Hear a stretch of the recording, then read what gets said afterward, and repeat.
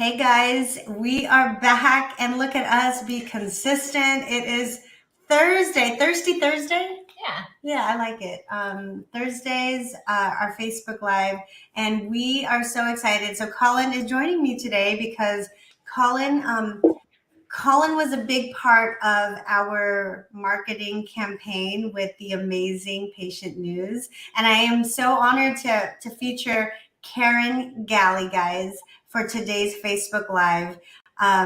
Just so you guys know, Karen was a big part of our first retreat. And man, it was so great to have you. And she's going to be back in Sonoma. But if you guys want to learn about mailers and the proper way to do it and not just be cookie cutter, then stay tuned because we're going to let Karen just run with it. And then we're going to post some questions. We're going to read your questions. Colin's paying attention to the chat. And without further ado, Karen, greetings. How are you? How's everything in Canada? Everything is amazing in Canada. It's the time of year where, it's just magical here. So we're into our late spring, early summer, and everything's just glorious. And here at our world headquarters, we're on the lake.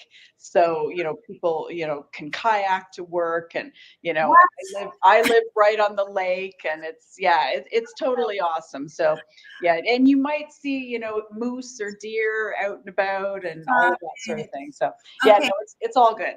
No, okay, so you no are zebras. No zebras. So you're in Toronto.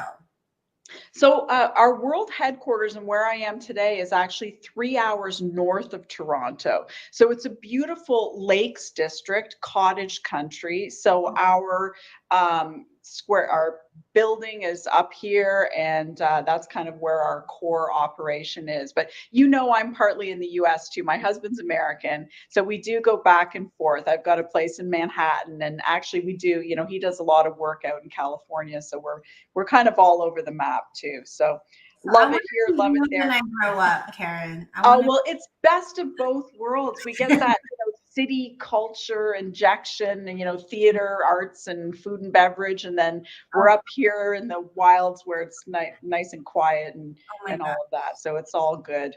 Well, okay. Well, I know we want to talk about your stuff, but I do want to talk about just you and Peter. Peter is her husband, and you guys, they are foodies to the core. So, and they actually got married. Where did you get married, Karen? Yes, we got married in Napa Valley, where our first retreat was hosted with the Making of a Dental Startup group, which was wonderful. And I can't recommend enough to everyone within the community who can get to that event to try and make it. This year it's in Sonoma, I know, and we're excited to be part of year number 2 as well. And it's just a great event. And my husband and I are indeed foodies, and he's also a big wino. And as a matter of fact, his email handle is kingwino1@gmail.com. So now that I've broadcasted that to the world,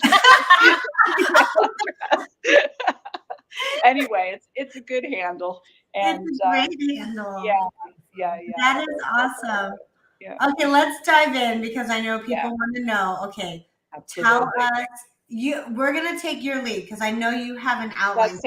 That sounds great, and obviously it will share information if you have any questions, and we'll chit chat. I actually sometimes present some of this data as kind of a webinar with visuals. So you want to screen share? I don't have it set up for that today because I knew we were going to have conversations, but so I do have a lot of data points, but I did pull the most recent data out of our system. So for any of you who are not familiar with Patient News, we're celebrating our 30th anniversary exclusively dental marketing, and the cornerstone of our operation has been direct mail. So we are a full service agency. As part of our model, we have, and there's actually imagery behind me, Practice Zebra software, and that is an amazing piece of technology. It is essentially, you can see your results in black and white. It goes further further into attribution so that you can do address and phone number matching. You can really map that patient journey. It's not just a default to your website or digital channels. It's a complicated patient journey, and we can really map it through and show the production at the per patient level. So a lot of the metrics are pulled from Zebra, which also has a call tracking, call scoring, team training component, lots going on there. But essentially, that's who we are, and that's essentially where all this data comes from. We've worked with more than 7,500 dentists on more than 75,000 direct marketing campaigns. So the data that's consolidated from those efforts is seriously legit. So we've got today some surprising metrics as they're related to practice marketing, because I know we're all, starting to get pretty familiar with some of the standard metrics in marketing, but these might be a little bit different, a little bit of a different angle, things that you might not have thought of. So the first metric I just wanted to talk about today is your average patient value versus your new patient value. And I'm talking about your average annual patient value versus the amount of money that a patient spends typically within your practice within the first year.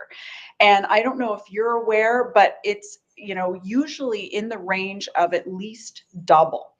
And I didn't pull your metrics. Ashley, I don't know if you're aware of what your new patient average value is compared to your just an average patient. So I pulled some random metrics out of Zebra. And as an example, one practice has an average value of 800, but their new patient first year value is 1,992. 1,200 for an average value versus 4,300, 820 average value versus 1,804. So of all of our consolidated metrics in Practice Zebra, your new patient value is 1,800 versus 1,100. So why is this significant? And it's because we always need an active flow of new patients to maximize practice production. And it's just, you're going to have naturally occurring attrition within the organization. So you really always need that new patient flow. So that's the first metric. Did you have any? So you guys aren't necessarily familiar. I should have pulled up Zebra just so we could take a look at some of your data at the same time. But we'll have to go into that at some point. And I'm surprised that hasn't been highlighted for you so far. I think we're supposed to have a follow-up call with your team also. Perfect.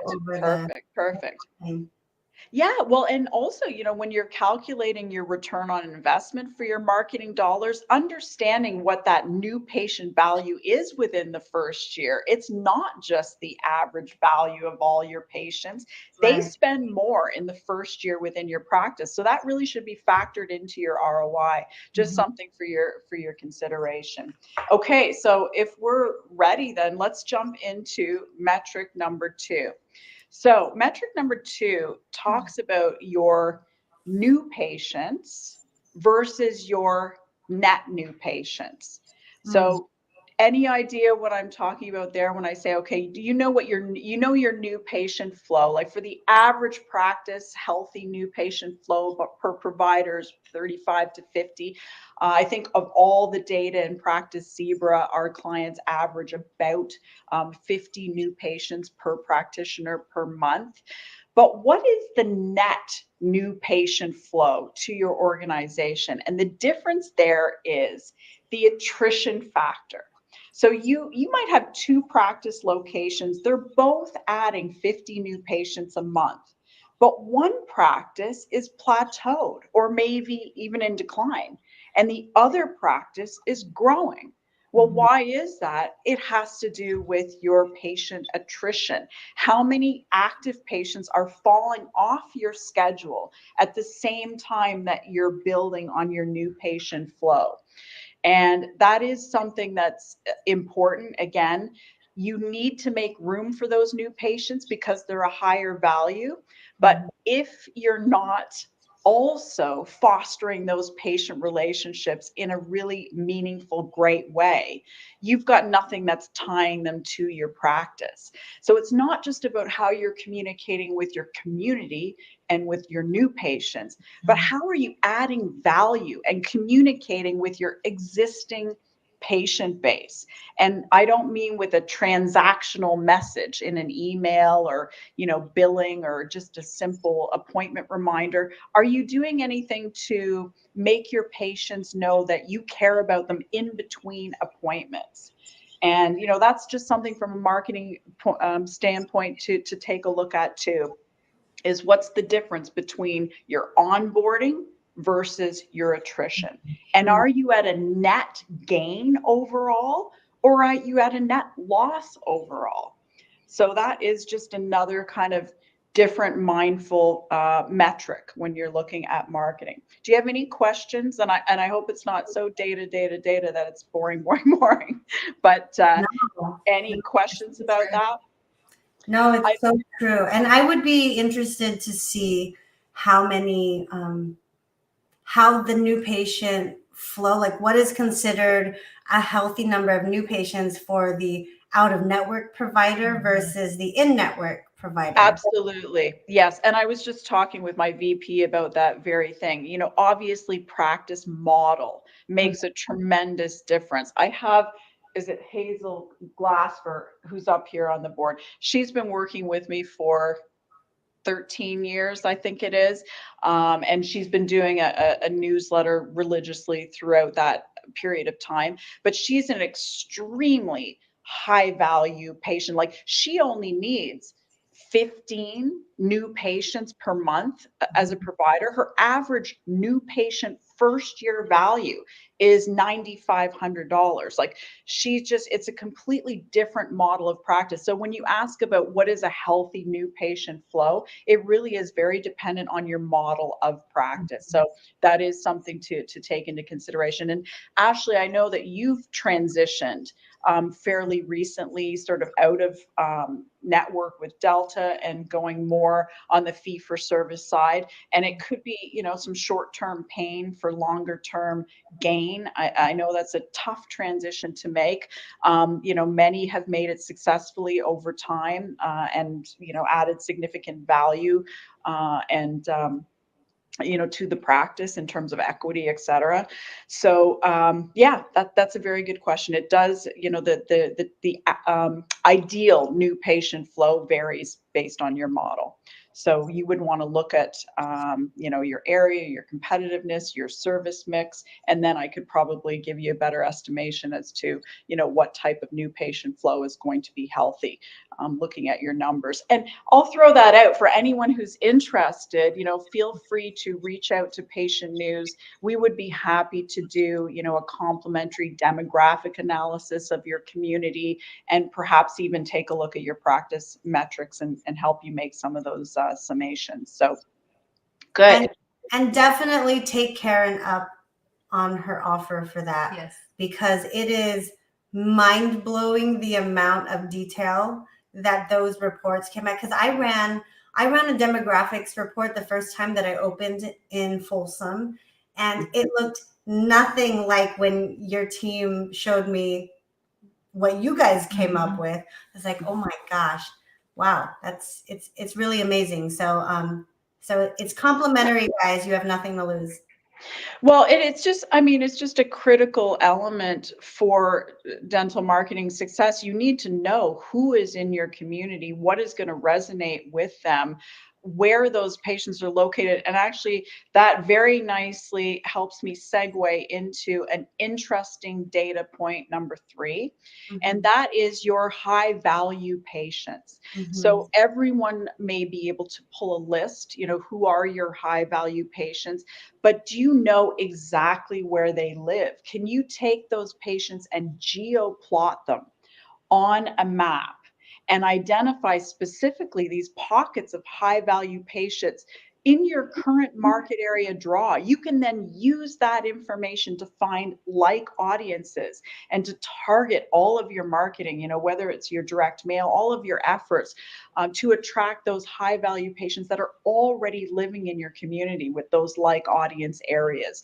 So that's another interesting data point, not necessarily metric, but data point. It's where are your high value patients, not just who are they and pulling out a list. And maybe you're differentiating your service model, doing a little white glove with, you know, some of your high value patients, but really it's how can you use that data to get more patients like your best patients, and that's what you want to use that information for.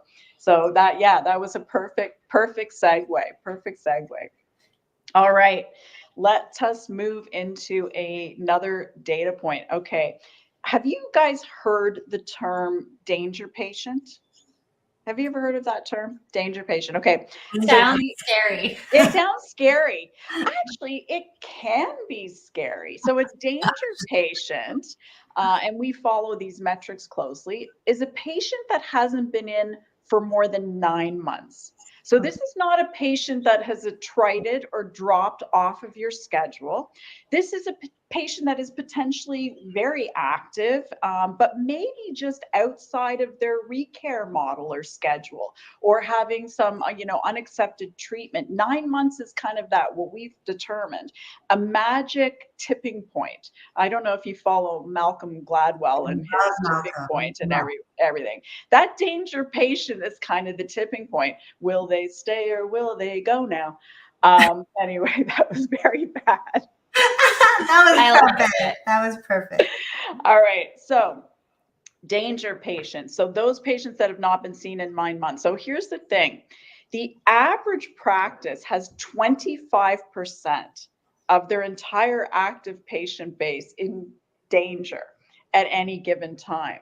But top performing practices, or the top 10% of performing practices, have less than 6% of their patients in that danger zone.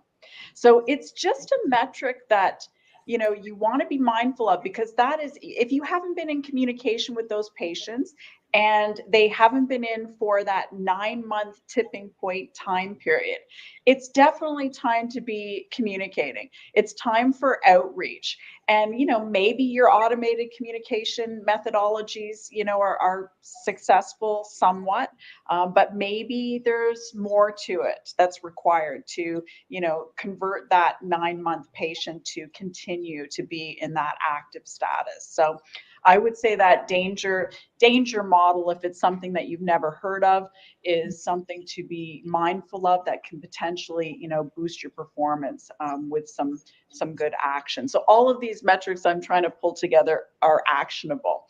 So there's no challenge that doesn't come with a solution, right? We'll be all about solution based. What can you do when you have a patient, you know, in danger status? How can you leverage the opportunities that these things afford?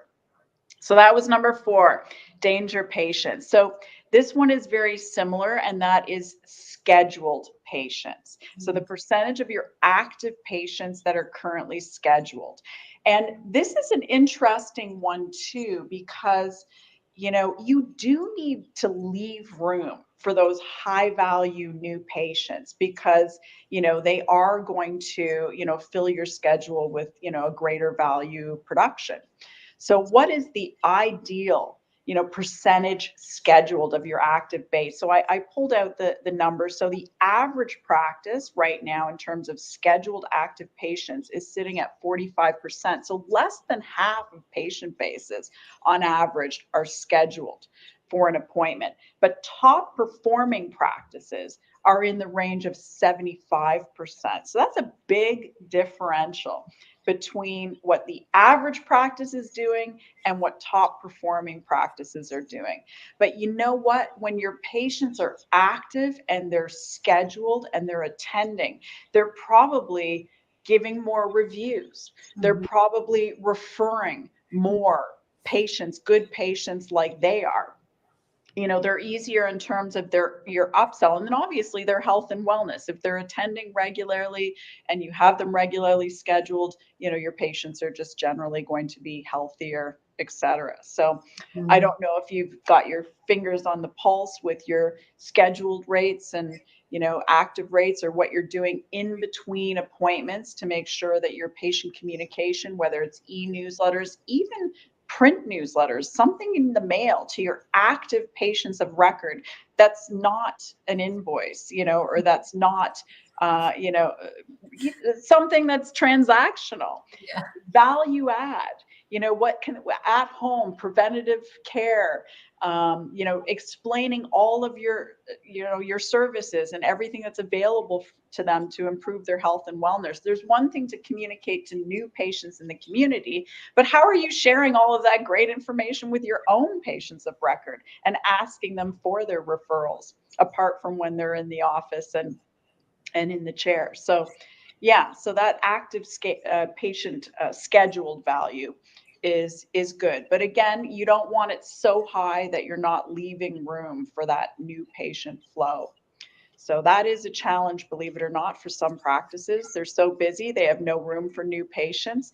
I would argue, if that's the case, that there may be some patients you might want to love out the door if they're not providing value, or if they're a PIA for your staff, or they're not paying bills on time. Maybe I just love the term. That was a consultant that we worked with, Kelly Schwartz. He said, Karen, let's just love those ones out the door. And it's like, okay. I'll go with that. Sounds nicer than dismissing patients. Yeah, it does. Yeah, you'd love them goodbye. That's what I did with my first husband. No. It's not you, it's me. I still love him. Okay. Have you been drinking already, Karen? No, it's honestly water in my. I did use my zebra mug just to be on brand, but it's the H2O. Although, Ashley, it is, almost 25 after 7 here. So if I had a glass of wine, I think it would have been within reason. We don't judge. Yeah, no judging. No judgment. Not at all. Okay, I'm going to surprise myself now because I'm not sure what number metric I'm on. 6. Okay, 6. All right, 6. Okay, 6 is the most important metric that we found in terms of everything that we track. If you want to spend not one more penny on marketing, then these metrics, your live call answer rate and your conversion rate. If you do a better job in those 2 data points, those 2 metrics, you will increase your new patient flow, increase your production without spending one more penny on marketing. It's incredible how that works. And all of your marketing, if you're doing print marketing, digital marketing, paid, community, everything that you're doing, if you just answer more of those calls live and you do a better job at converting those calls, it can mean thousands in practice production. If you got 2 to 3 more new patients per month just by better managing the calls. And I have the data in front of me. Again, I pulled our most current data. So the average practice is answering 75% of the calls live. And I can't underestimate that live answer rate as opposed to allowing it to go to voicemail and calling back. Something that we have in Zebra, which is amazing, is a missed call alert. We also have missed opportunity alerts. So if we've identified through AI that there's an element in the call of significant value, we call that a missed opportunity. Anyway, so the average practice is answering 75% of their calls live. Top practices are answering greater than 90%. Really, and I was, we're discussing a practice that we're working with in the Illinois area. And they are so focused on live call answer that they now have a call room, a dedicated call room. And they have, two individuals that, offset the phones. The third caller goes to the first person on the front desk. If they're busy, it's like the phone tree element, and they just do not miss their calls because they know how. But when you look at your new patient value in the first year, which is more than double that of all of your other patients, those new patient calls are critical. Hazel is so focused on their call handling metrics. Each new patient that comes in is worth $9,000 in the first year. You need to answer those calls live. The second thing is the conversion. So the average practice has a conversion in the range of 55%. That means conversion to new patient appointment from phone call. Top performers are 84% conversion. Again, it's going to depend on your, the insurance base and in and out of network and competitiveness. There's a lot that goes into that, but think about that 55, that's an almost 30% differential in conversion rate, and also a huge differential, almost 30% in live call answer. Imagine if instead of answering 75% of the calls, you answered 90%. Right there, you're converting several new patients, maybe 2 to 3 more new patients per week, without spending any more money on marketing. That's another $250,000 added to practice production. It's an area of focus for every practice. And I don't want to feel like I'm preaching. I feel like I'm, preaching, but that is a very critical element and an area of focus for everybody.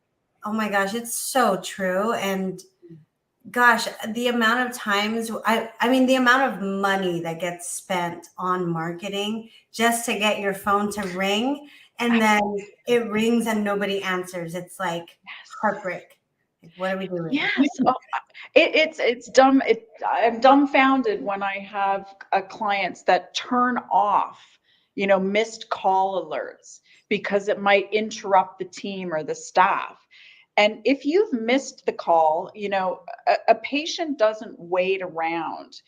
They will search for the next, opportunity. They will be, looking up on their Google, search and looking for the next practice and making that phone call right away. They're not going to wait, much time unless you can catch those calls within 30 seconds to a minute and get right back to that caller. That's where the missed call and missed opportunity alerts are so critical, because you have an opportunity to recoup those lost calls. Absolutely. Yeah, absolutely. Okay. So that's call conversion. So metric number 7. Okay, well, metric number 7 is return on investment. So this is that boring old, what are you actually getting from your marketing efforts? And, it really varies by practice. If we're talking direct mail, which is what we've been focusing on with you, Ashley, and with the group Making of a Dental Startup, the average return on investment that our clients see within 6 months is a 6-to-1 ROI. So that's in actual production.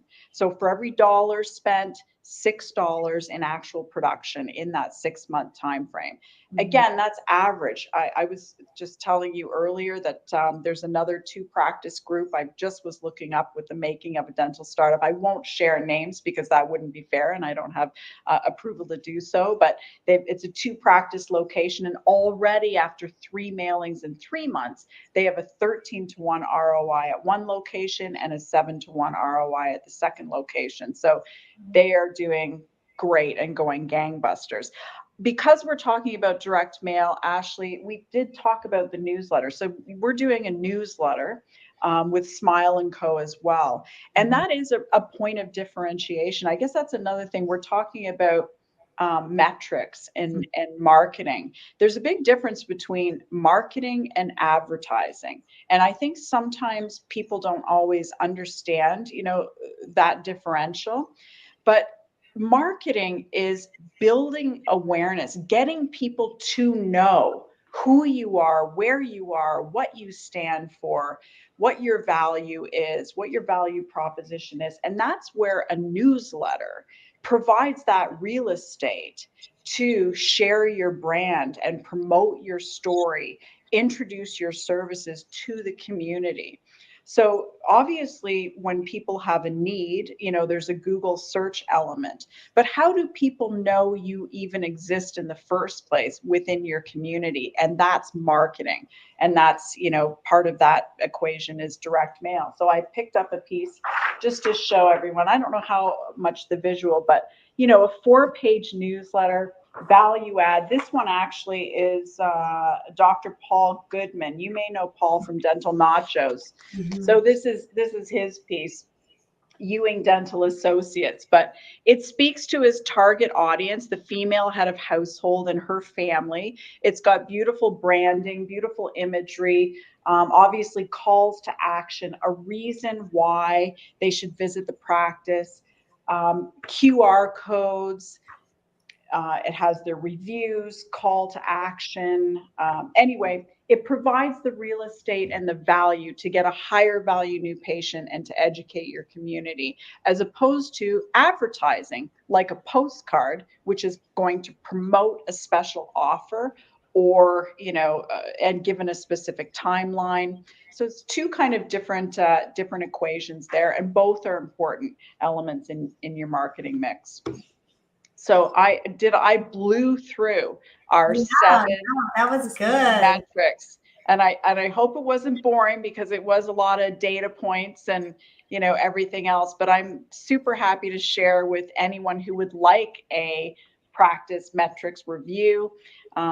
Definitely would be happy to do a little connection to Zebra and help sort through the data and metrics. We have some cool tools. Ashley, have you been into our predictive analytics module? I don't believe I have. Okay. Well, we must get you in there. I'm not sure when your next review is, but the predictive analytics module is so cool. And that takes all these metrics that we've talked about. So your new patient flow, the patients that are attriting, and it pulls it right out of your system and shares these metrics. And then you can say, what if I made a 5% improvement in this one metric and a 10% improvement in this one? Maybe I'm anticipating, because I'm going out of network, my attrition will be a little bit higher. Maybe I'll anticipate, a little bit greater attrition. But then what if I increase my active patients scheduled by 10%? You throw in, you can toggle, and then it spits out what your annual production will be based on your own patient values. If it's your new patient values, your existing patient values, and all the metrics we talked about toggled. And then it will say, Ashley, at the end of the year, you can anticipate another 500,000 in practice production, or Ashley, due to this increase in attrition and XYZ, it'll look like a plateau year, unless we toggle some new patient metrics up or down. So predictive analytics is where it's at. And we can get into a whole discussion about artificial intelligence, but there's a lot of that going on from a marketing perspective too, not just Chat GPT. Everybody's talking about Chat GPT. Oh, yes, they are. Are you guys using it in any way, shape, or form? They've introduced it obviously at a consumer level. I haven't played with it, but I know that I've listened to so many podcasts about marketing specifically in the dental office using AI. I mean, do people even need to write anymore? Like it's crazy. Yeah, well, the scary part about that is there are a lot of inaccuracies. I mean, right, I guess it works as well as the data that you feed, into the system. Otherwise it's just pulling disparate information from, various sources and trying to piece together the most intelligent, and sometimes it can be pretty good, but other times it can be not so good, or maybe not even accurate, and or very repetitive. So, we've just started to dibble and dabble with ChatGPT in our not from a marketing standpoint or copywriting, but for basic service articles that are backlinks, for website SEO purposes, like things like that. But we have actually found that pretty much everything needs to be tweaked and rewritten and definitely proofed. Like, it's just not yet. I'm not saying it's not going to get there, because it's really still very early days. You wonder like how advanced some of these technologies are going to get. It's amazing. But we're already jumping on the bandwagon with artificial intelligence. We have it sprinkled throughout, Practice Zebra, in various modules, and in our call tracking and scoring. That's another area that we do, is call scoring, to help the team with call conversion and identifying areas of challenge, at the call level. But we're using AI all over the place. It's very exciting. Very cool. Yeah. I mean, I want to, since you blew through that really fast, it's like I you know did. what I'm talking about or something. I usually have so many visuals, and there's I did blow through it. Again, hopefully you didn't like gloss over stuff. No, not at all. It was really good, very informative, and I want to talk about our newsletter specifically. Yeah. That's why Colin's here, because so when you work with Patient News, you'll have lots of different creative calls, and if you're anything like me, you want it to be custom everything, which I mean, I wanted a very specific look and feel to our newsletter. We've never done we've never done mailers or SEO or I don't even know how to do any of that stuff. But because we got out of network with Delta, we're no longer reliant on just, okay, how did you choose us? Oh, you're on my list of in-network providers. Right. And my target demographic moved from the young professional, so to speak, to maybe an older demographic who is not so active on social media. And because I built my brand on social media, I mean, it's one thing to get awareness and get our reputation out there, but there are a lot of people who don't own an iPhone, and they're not on Instagram, TikTok, all of the above. So it was my decision to say, okay, let's start moving into the print world. And of course, I didn't want just any 4x6 postcard, because that's what I get all the time. And that's what goes straight to the garbage. And what attracted me to Patient News was the fact that you guys are doing something differently. And you have a 4-page front and back, 8.5 by 11 newsletter, where I'm not necessarily advertising, I'm storytelling. I am able to say, like, this is me, this is why I built this, or this is my team member, this is the technology we're providing. And it was cool to have Colin in on those conversations with your team. And everything has been so professional and client focused, but also very, very nuanced in the metrics. Like, it was so sophisticated. And that's why I really implore you guys, take Karen up on her offer to run the demographics. It will be, it's a game changer. Like, if you're just blindly putting money in, yes, it can be a horrible ROI, a very big monthly investment. But if your average client is able to get, what was it, a 6-to-1? A 6-to-1 ROI. 6-to-1 ROI. Yeah. Within 6 months. Within 6 months, I will take that all day. I mean, what are your thoughts, like, on all those meetings? No, they were a lot of fun. And like you said, you don't do anything super basic. So we've gone back and forth with the team, and everyone has been so great in like taking in what you've said, but also knowing what works. And helping with that. And the demographic reports are so detailed. Like, I didn't know you could find out that kind of information about the demographics of everybody in certain zip codes. And it's been really cool.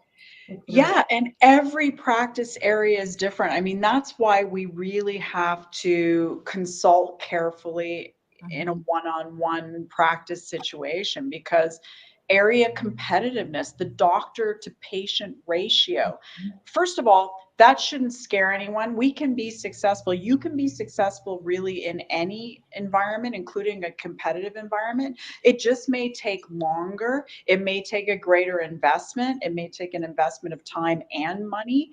But, you know, that being said, if you're in an area where you have a doctor to patient ratio that's just so, you know, convenient for success, then you might hit it out of the ballpark right out of the gate.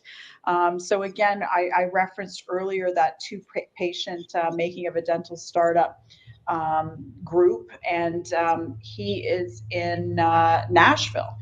So, you know, again, totally different demographic than, for example, where you are, or, you know, in any other particular city. So we look at all those things: age, income, homeowners versus renters. We look at the psychographics. We look at purchasing patterns and, you know, whether they're spending on healthcare. We look at dental visits, the percent of the population that is attending a dentist regularly versus not, that doctor to patient ratio. We look at drive times. We look at physical barriers in terms of accessing the office, even if you're on the wrong side of the highway that might require a U-turn. Like, all of these things go into demographic targeting, and then using that information and finding the right. And, you know, the other thing is the mix of services that are going to resonate, you know, within your community, and talking to that female head of household who is making most of the healthcare decisions for the family. And I don't mean to discount the guys. They're actually doing a little bit more online. Women need, though, a lot of information to make an informed decision. They don't, you know, they just don't decide things like a healthcare provider on a whim, where it's a highly consultative, you know, relationship. So yeah, that quality of information that's consistently distributed to the community really makes a big difference in the long run. And you're right about that target demographic, especially if you're doing more of the restorative work, or want to, you know, do more of the restorative work, and, you know, implants and all kinds of other really amazing and cool things. You're going to gravitate towards that, you know, 35 to, you know, 65 sort of age range, or 45 to 65. Now, Karen, how are you guys tracking where all these patients are coming from? You guys have like a dummy phone number, or how does that work? Yeah, so absolutely. There's a dedicated call number on each piece, and, or, you know, if we're doing digital marketing on, you know, all paid, like it's a dedicated phone number tracking, but we also do address matching. So we can see also that that patient received a direct mail piece. And that's where the journey is complicated. They may receive the direct mail piece, and they may call from that call tracking and scoring line that's right on the piece.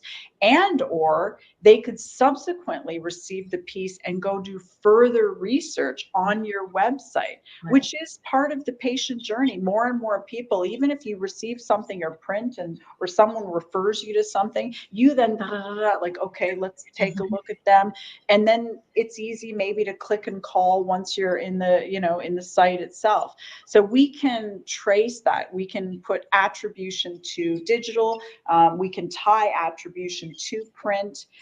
And we can see that all of these channels work synergistically. They really, really do. And that parts don't equal the whole either. It's often surprising. It's like, I've got, you know, 10 patients from the newsletter and 30 patients from the website, you know, but why all of a sudden where did the extra 10 come from? Well, it's works synergistically, and there's referrals that come into place, and increase in walk-ins because of the visibility that a piece is created in market. And then they recognize it when they're, you know, just happen to be driving by or walking by. Like, it works fluidly together. And I should note too that we can track patient production even down to household family members. So it's not just the dependent who has come in for the appointment, but we can attach that return on investment to all of the production within that family. So it's we've kind of cornered the market on attribution model. There isn't a lot of stuff out there like we can do from a marketing perspective. With Zebra. That's awesome. Awesome. Well, if you're not already convinced, I mean, this is why they've been in business for 30 years. We got a new patient recently who a friend had mentioned your name in the past, and then they received the newsletter and they called based off of that too, which is just, it's like an extra It is amazing, that attribution. And to your point, they had known the name, but then saw the newsletter and were reminded of it. It's the same thing with patient news, like every business. We get a call from a dentist, but then when we go back and do a little bit of further research, we first met them at a trade show like 2 years ago. There's a journey. There's a first point of contact, and then there's a closing point of contact. And it often takes more than one touch point for a decision to be made. And that's where consistency, I guess it comes back to consistency. I can also tell you, and I'm sure it drives dentists and anyone crazy when marketing people say, you've got to be consistent. You got to be consistent. They're just like, oh yeah, they want you to spend and don't stop. Well, I'm sorry to tell you, our most successful clients in terms of production and in terms of, just trajectory over time, it's those that are consistent with their program, digital, print, combination. And we work with clients and a pick and play. A lot of our clients have websites with other providers, which is great. And we tie in their branding with their print piece, or, vice versa. So yeah, consistency is, unfortunately part of the game. I often say, I don't like spending $500,000 on marketing every year too, but I just get the job done. And it works for us too. Mm-hmm. And we do it all. Print, we do it all too. We practice what we preach. Print delivers for patient news too. We execute on print, we execute on digital, we invest in our website, we attend events, we do trade shows, we love going to great things like Making of a Dental Startup. I'll throw another plug in for that because it's just so fun too. The thing I love about it the most is it's fun and learning opportunity. It was great, great speaker lineup, great learning, but also so much fun, going out to the wineries and, doing all of that great stuff. So, well, thank you. Thank you. And we're so happy to have you and Peter come back and represent Patient News. And guys, if you want more information about how to get started, just want to take a look around, because we like to have all our information before we sign up as well. Yes, very type A analytical people. Yes. Yes. No, reach out to Karen, let her know you're from the group. And she's just great people. If you can't already tell, like Karen and her team, they're amazing. They're on top of it. You'll have a dedicated project manager to help build your newsletter. If you want a template, if you don't want to think about anything because there are so many things already in the practice on your plate, you don't have to. They will do it for you. But if you're very anal retentive like me and want to do everything yourself, and you want to build it, like, you can also do that. So I'm also just very interested in split testing our model too. Like I know that we spent a lot of time on the custom side, but like, hey, just for the next 2 months, let's see how this one plays in this demographic too. And that way we can track, because you don't know unless you track things. That's right. And we do a lot of full custom too, so you're not alone in terms of, your exacting, presentation, which has stood you well in terms of your practice and your operations. And I'm sure systems, processes, procedures, you're that person, which is awesome. And your brand is so strong, and you have such a great, presentation yourself, that, there's absolutely nothing wrong with fully customizing and you doing you to your community. It's just a little bit more challenging to execute. Yeah. It's more time, of course, on the part of the practice in terms of getting materials together and that sort of thing. And it can only, I would say, sometimes come at a sacrifice of consistency. If you're not able to execute as consistently because it's such a highly customized element, you then may lose some of the future forward benefits of that consistent approach. So we can make it easy with a partially templated but customized piece, like front and back, and it's a little bit less expensive too. So probably a better shorter term ROI. Anyway, tons of options. And of course, every situation is different. I come back to every situation is different, and every problem has a solution, and we can figure it out. Awesome. Well, thank you so much for joining us, Karen. You're so amazing. I just adore you. Thank you, Ashley. Patient news. No, and I'm so glad Chris Phelps introduced us. Like, good people refer good people. And thank you again. And reach out to Karen. Let her know you're from the group. And if you're watching on any of where we're streaming, awesome. If you're not, if you're listening to the podcast, make sure to come. Make sure to come to Sonoma. Everyone. Yes. Needs to come. Yeah. Everyone. It's Indeed. Meet Karen. Yeah. Yes. Yes. I was happy to sponsor. Chris just had his anniversary of Nova class, dentistry class, and it was we went to Disney with his graduating class. So I think there were 60 in his graduating class, and he had a reunion, a Nova reunion, like 20-year reunion at Disney. I love So Peter and I were down there with Chris. Oh my gosh, they're just living the life. I love it. Oh yeah, no, it was a lot of fun, and he is a really good guy. You should get him out as well again. I don't know if he's going. No, Chris, if you're listening to this, I already assume that you're going.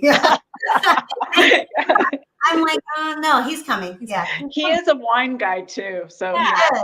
he and Peter hit it off, of course. Of course. All right, guys. Well, thank you for joining in, and thank you again, Karen, for all the amazing content that you just brought forth to our group, and for just being awesome. And we'll see you guys next Thursday for who's Dr. Katie Toe. Dr. Katie Toe is up next Thursday. Yeah. Thank you so much, ladies. And thank you for having me too. Thank you so much. Take care, everyone. Bye.